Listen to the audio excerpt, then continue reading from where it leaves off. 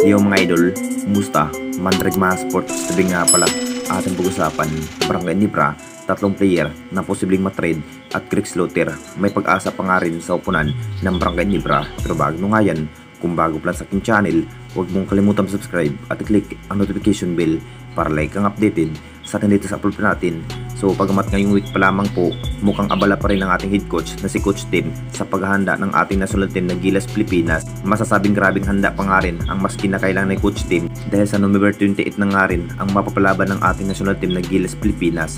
Siguradong grabing handa na nga rin ang mas kinakailangan para magwawagi nga ang ating national team, pero hindi pa rin nagpapabaya ang kupunan ng ating Barangay Nibra sa lineup. Habang abala ng masyado ang nasabing coach na si Coach Tim, masasabing matutuloy na nga ba ang naging approved tatlong player na posibleng matrade ng Barangay Nibra?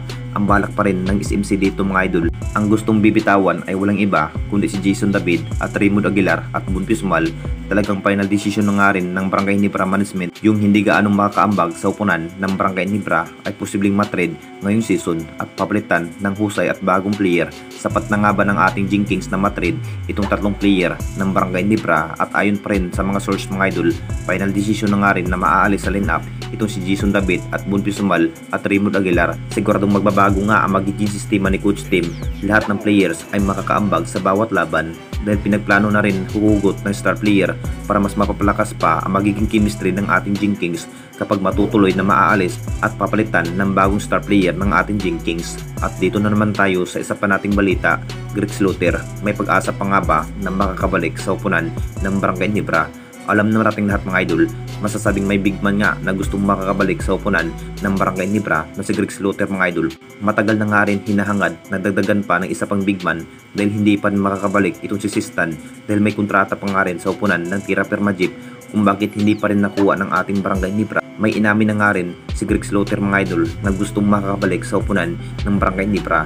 Ito na nga bang hinihintay ng lahat na parang kulang na kulang nga ang naging big man ng Barangay Nibra kung bakit kulang nga ang naging defense ng Jinkings.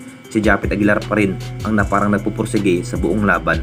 Kung titignan natin lahat mga idol, kung makakabalik pa nga ba itong si Greg Slaughter mga idol na mapapalakas ang magiging roster ng Jinkings at sa 20th area dahil may Greg Slaughter nga ang makakatam din ni Japet. Nakita naman nating lahat kung ano ang kayang gawin sa nasabing big man na si Greg Slaughter mga idol. Makapagtala pa rin ng maraming maiitala kung mataas ang playing time ang kanyang makukuha. Pero ang Nibra management pa rin ang masusunod kung kunin na nga ba ang nasabing big man na si Greg Slaughter mga idol. Hindi pa rin 100% na si Greg Slaughter ang kunin bilang big man ng ating Barangay Nibra. Pinag-iisipan pa rin ng Barangay Nibra kung ano ang dapat gawin na parang napahina na nga rin ang naging lineup dahil kulang na kulang nga ang naging big man. Anong masasabi ninyo mga idol tungkol sa ating video?